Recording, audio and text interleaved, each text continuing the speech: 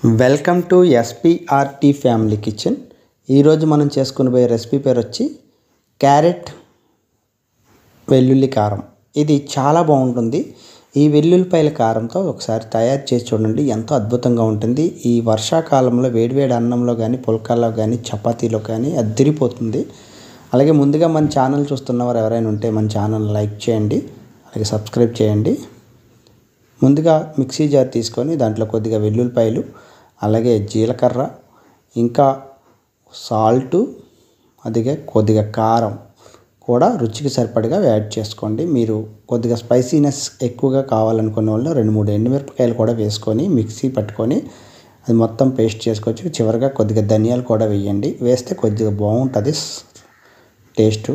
ఇలా పేస్ట్ చేసి పెట్టుకున్న దాన్ని మనం ముందుగా తయారు చేసి పెట్టుకున్న క్యారెట్ తురుములో బాగా క్యారెట్ తురుముకి ఈ మనం తయారు చేసుకున్న వెల్లుల్లి పేస్ట్ అంతా కూడా మసాలానంతా పట్టించండి. ఎందుకంటే క్యారెట్లో మనకి వాటర్ క్వాంటిటీ ఉంటుంది. ఈ వాటర్ క్వాంటిటీ అంతా అబ్జర్వ్ చేసుకొని బాగా టేస్ట్ పెరుగుతుంది. ఒక 10 నుంచి 20 నిమిషాల వరకు అలా పక్కన పెట్టి తయారు చేసి చాలా చాలా అద్భుతంగా ఉంటుంది ఈ రెసిపీ.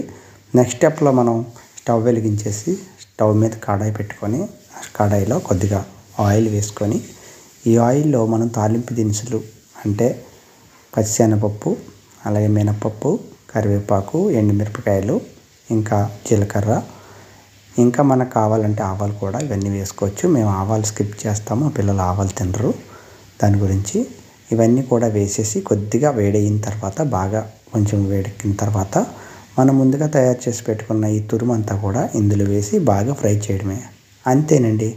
ఒక 10 నిమిషాల పాటు బాగా అంటే మరి క్యారెట్ అంతా బాగా ఉడకాలి కాబట్టి మెత్తగా అయ్యేంత వరకు అలా కలుపుతూ ఉంటే నాన్ స్టిక్ ప్యాన్ మీద అయితే ఇంకా బాగా వస్తుంది.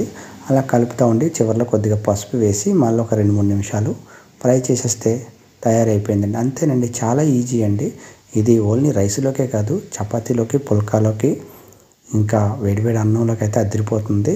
లంచ్ బాక్స్లో మరి పిల్లలు చాలా చాలా ఇష్టంగా తింటారు. ఒకసారి తయారు చేస్తారని నేను ఆశిస్తున్నాను. మరికొత్త రెసిపీతో మనం ముందుకు వద్దాం. ఇంకా ఇలాంటి రెసిపీలు ఎన్నో మన ఛానల్లో ఉంటాయి. ఒకసారి ఎస్పీఆర్టీ ఫ్యామిలీ కిచెన్ అని సబ్స్క్రైబ్ చేసుకోండి, అలాగే మన ఛానల్కి సపోర్ట్ చేయండి, లైక్ చేయండి. Thank you.